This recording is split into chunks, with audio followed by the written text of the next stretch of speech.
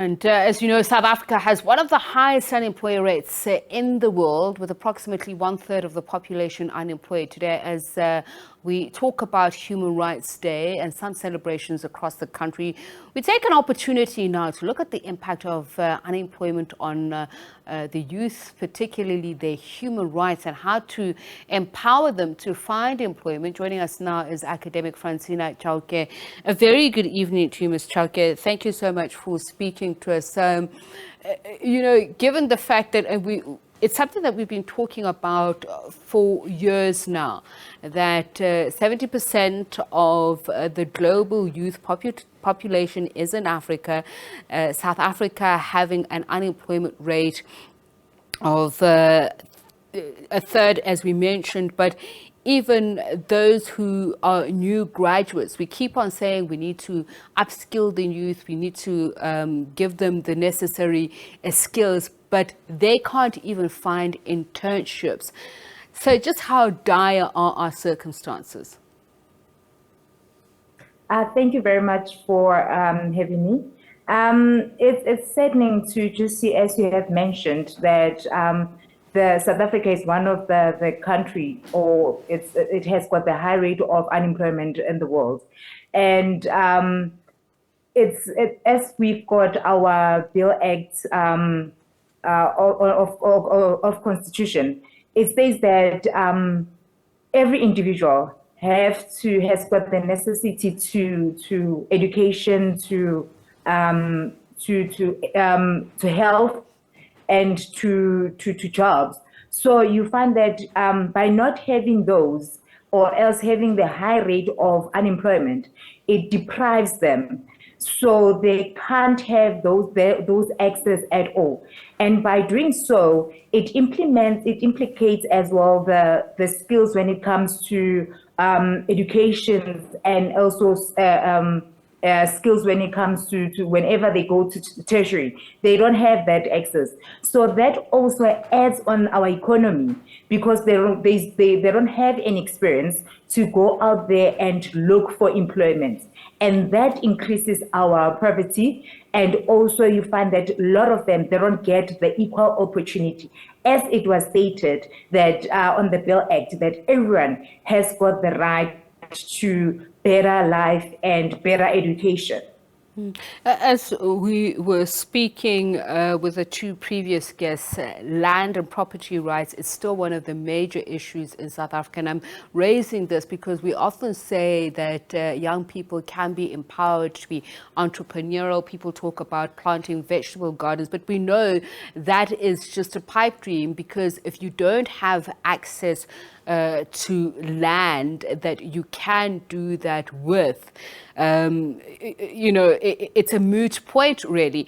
But we seem to be trading blame between the public and private sector. The state, we know, it bears a responsibility, but the government would argue that its responsibility is to create an enabling environment, therefore that the private sector needs to do something. Is that part of the problem, that we're still arguing and trading blame while the situation grows further and further impossible?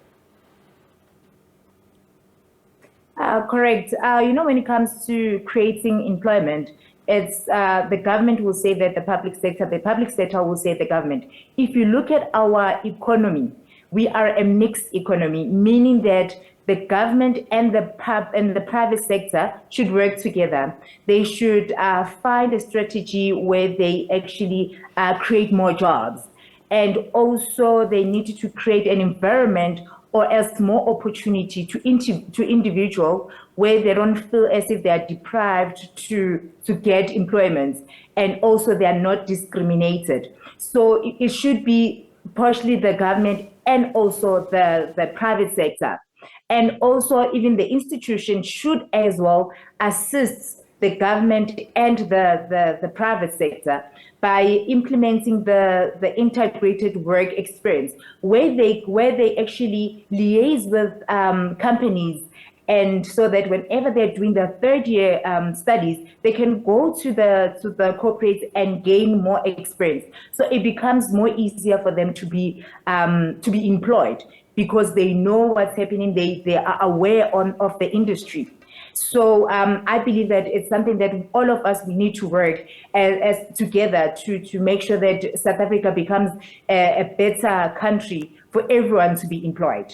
The president, during his State of the Nation address, spoke about a plan that the state will ensure that young people get jobs and will focus on the quality of education. You just alluded to some of what government has spoken about over the years, internships, creating internships, but also the extended public works program, which we're told about. And the criticism has been, not only is it temporary, but a lot of the time the youth who are employed in these projects, some are either too short term or they actually don't get paid at all. So it actually just defeats the point.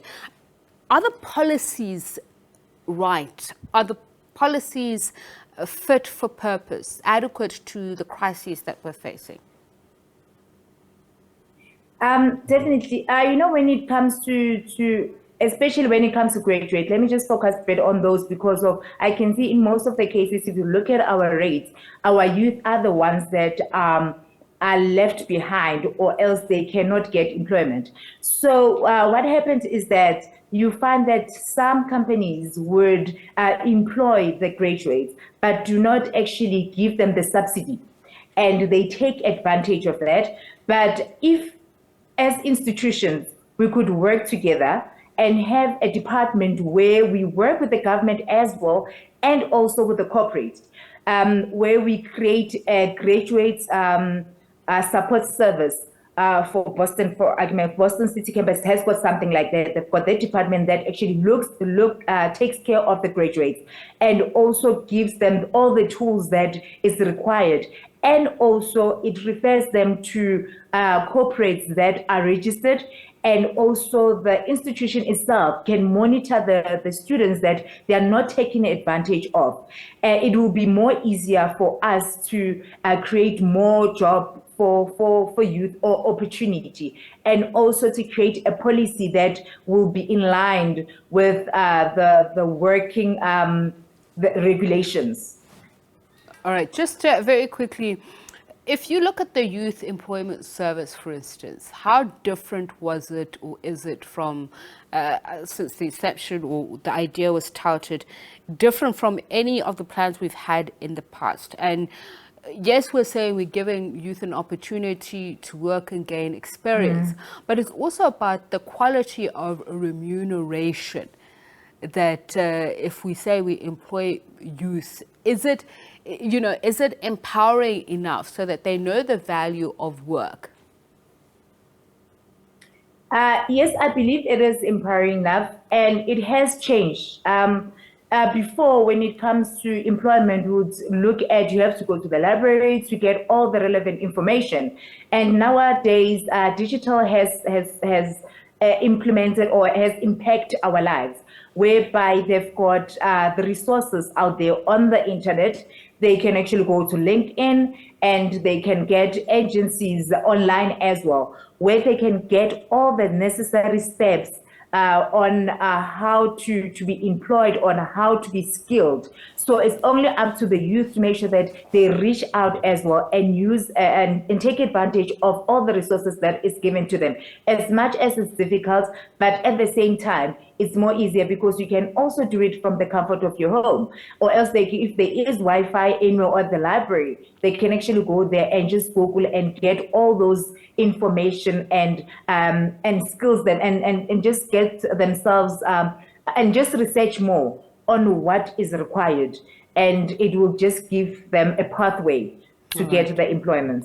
Academic Francinah Chauke speaking to us about youth unemployment on this Human Rights Day. Thank you very much for your time. Now, DA leader John Steenhuisen has out